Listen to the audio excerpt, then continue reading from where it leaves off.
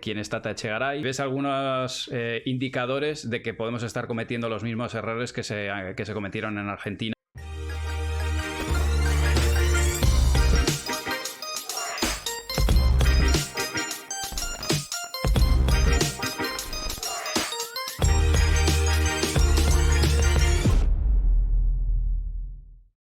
Bueno, Tata, bienvenido. Estás en el aire. Un placer. Nada, el placer es mío y nuestro. Ya mientras no estabas, while you were out, te he presentado, hemos visto tu currículum. Ok. Extenso, mucha dirección, bueno, un perfil que choca mucho con lo que venimos haciendo, porque ciertamente hemos traído muchos jugadores, entrenadores, bueno, muy del perfil de pista, hemos hablado desde otros puntos de vista del pádel y me interesaba mucho traer tu perfil, porque hay preguntas y hay conversaciones que creo que van a ser muy interesantes. Yo ya te he introducido, pero me gustaría que hagas tú un resumen de quién es Tata Echegaray y a partir de ahí arrancamos con el tema de hoy, vamos a hablar un poco del pádel desde otro punto de vista, ¿no? Quizá no tanto desde la pista, sino de lo que hay fuera.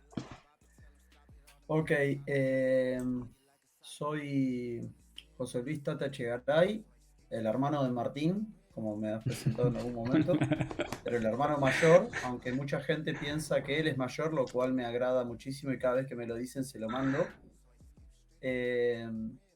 Soy entrenador de tenis, fui jugador de tenis, aunque lo sigo practicando. Soy entrenador de pádel y consultor de clubes, academias, federaciones, etcétera, en lo que sería todo lo que está fuera de la pista.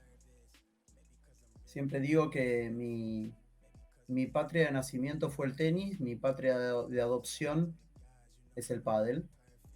Y creo que el pádel tiene que aprender muchas cosas de los errores, también de los aciertos del tenis, porque son como primos hermanos, pero tiene que hacer su camino. Y me parece que hay muchas de las habilidades que tiene que tener un profesor o un monitor o un director de pádel, que son obviamente las habilidades dentro de la pista, enseñar bien o hacer que aprendan bien, pero también tiene que tener un montón de habilidades fuera de la pista, desde venderse. Bueno, esto lo hemos charlado muchas veces entre nosotros y lo hemos eh, compartido con otros, desde venderse, desde dar un servicio extra, desde hacer la última milla, desde saber de números. Y hace un tiempo, cuando yo hice como una compulsa entre varios entrenadores para que me dijeran si tuvieses que darle un consejo. Es como si yo ahora te dijera, si tuvieses que darle un consejo al Manu Martín de hace 20 años, ¿qué le darías? ¿O qué le dirías? Y yo mismo puse que yo debería haber sabido más de números, pero de números tanto dentro como fuera de la pista. O sea, el pádel y ha heredado el tenis en muchos casos, aunque creo que lo está corrigiendo aceleradamente, el uso de las experiencias o del conocimiento experiencial para corregir en lugar del uso de la ciencia. Y creo yo que los números dentro de la pista marcan mucho los aciertos de los monitores o de los profesores, pero también los números fuera de la pista. El saber desde cómo manejarte financieramente en tu carrera hasta saber cuántos mails rebotan cuando vos haces un mailing list o cuando haces o likes en las redes, etcétera. Creo que todo eso influye en la carrera de un entrenador, de un director, o una convocatoria, un evento, o lo que sea. De tener un approach más científico creo que es algo que merece que no solamente se valore, sino que se estudie en las carreras de todo, de los directores, de las instituciones, de las autoridades. O sea, tenemos que dejar de tener autoridades que solamente son voluntarias y que lo hacen en su tiempo libre, a tener realmente ejecutivos que busquen el desarrollo del pádel a nivel mundial con metas, objetivos y premios y castigos. Básicamente Mi presentación es esa. Busco más que nada la profesionalización de nuestro trabajo. Tú, bueno, Tata, al final has vivido el ciclo de vida argentino. No sé ahora mismo cómo estaba el tema por allí. Yo creo que hubo una gran expansión del pádel, quizá años, no sé, corrígeme, no sé si eran los 80, 90, y que luego, de alguna manera, coincidiendo con la crisis o al revés, no sé si incluso fue cuando la crisis mejoró un poco, el pádel se hundió, quizá por esa falta de profesionalización que comentas.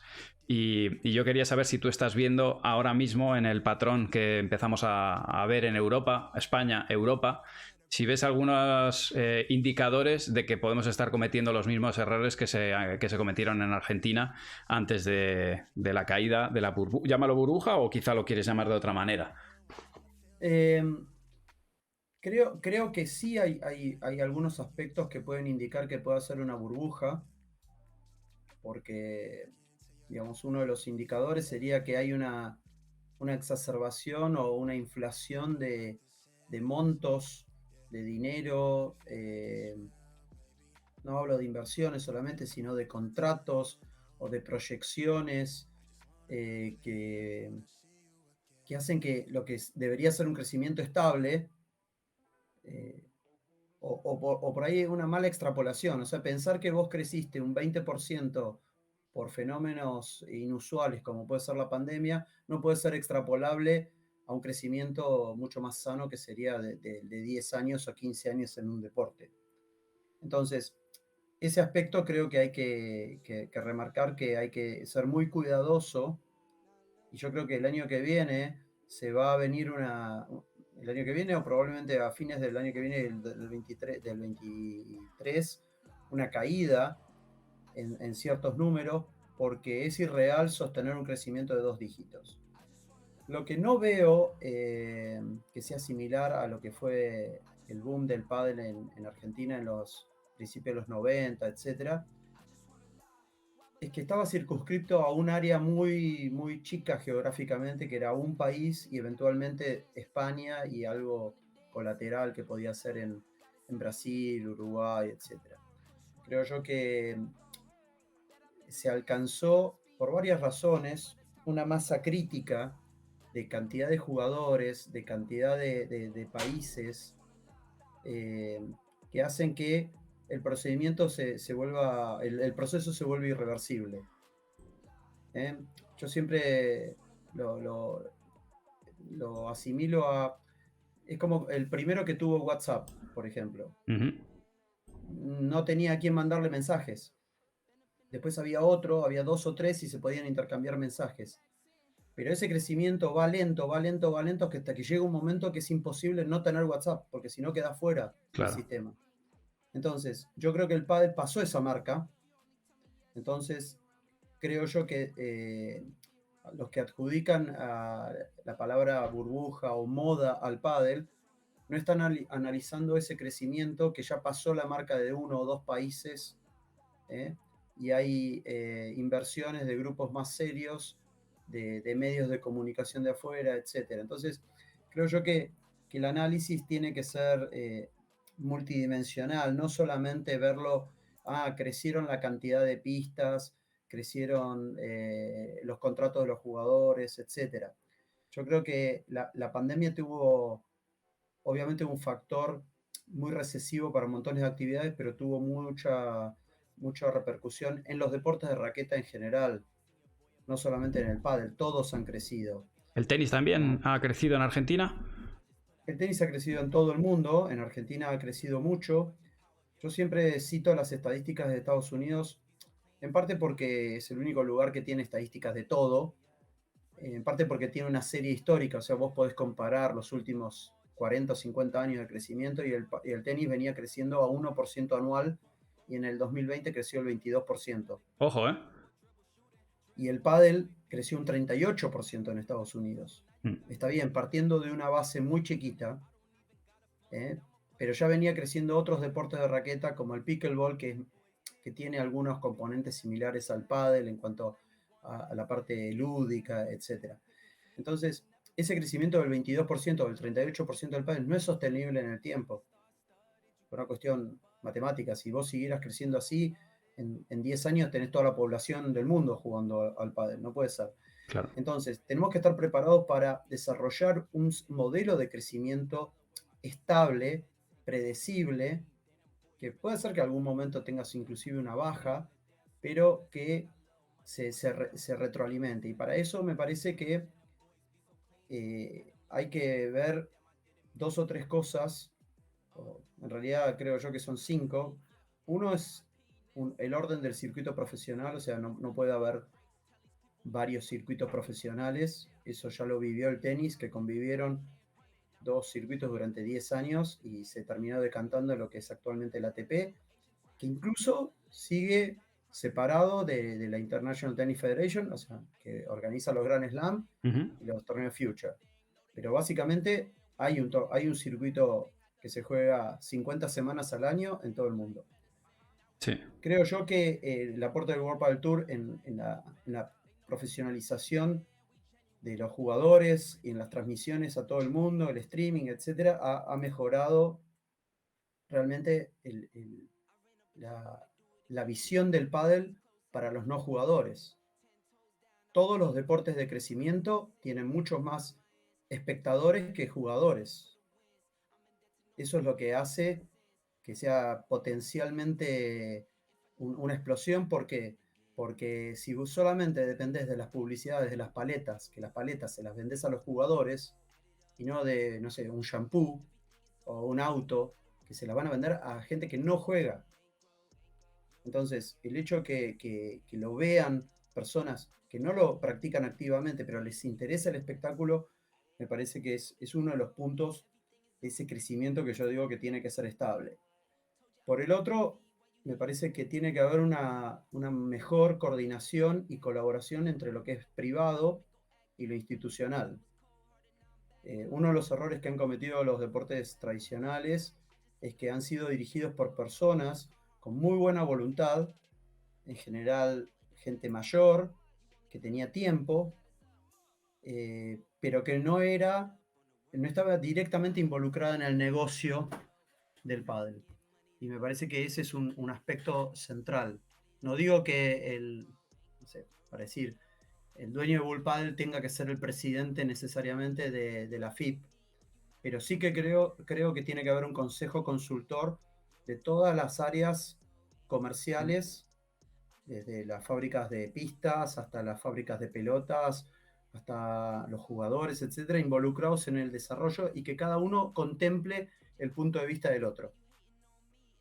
Entonces, esa colaboración entre lo institucional, porque hay que, obviamente, dedicar desde el institucional, que sería el estatuto de la Federación Internacional, bueno, desarrollar y promover el juego del pádel en todo el mundo. Ok, pero para eso hace falta dinero, porque si vos querés desarrollar el pádel en África, uno puede verlo como un problema. Hay una vieja anécdota de un vendedor de calzado que había ido a África y volvió diciendo, no, es un fracaso, allá en África nadie usa zapatos.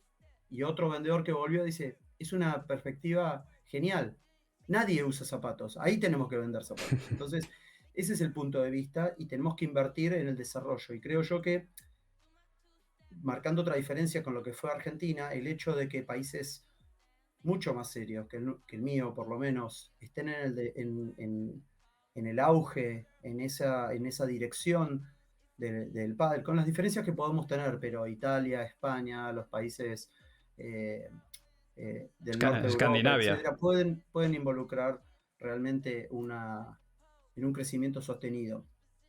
Eso me parece que es uno de los puntos centrales, junto con, bueno, los Juegos Olímpicos, que también es una vidriera muy importante, y desembarcar en esos lugares con un plan de desarrollo ya armado o sea, no te digo que sea exactamente llave en mano porque hay que adaptar a cada realidad, pero sí es verdad que esa colaboración entre lo privado y lo público debería tener una hoja de ruta para los nuevos países o los nuevos mercados. hay mercados que se está trabajando, pero que podrían explotar. Pienso básicamente en Asia y en Estados Unidos, o por lo menos las Américas, si podés decir.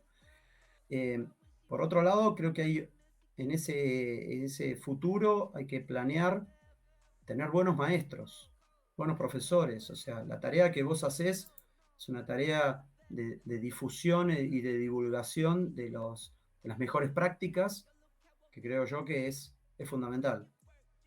Pero creo que tiene que estar desde el lado institucional bien reglamentado, y esos buenos maestros o profesores o monitores o coach, etcétera, tienen que tener, por un lado, apoyo a la ciencia, tienen que tener reciclamiento, una actualización permanente, porque el deporte cambia y nosotros seguimos a los jugadores, no que los jugadores nos siguen a nosotros.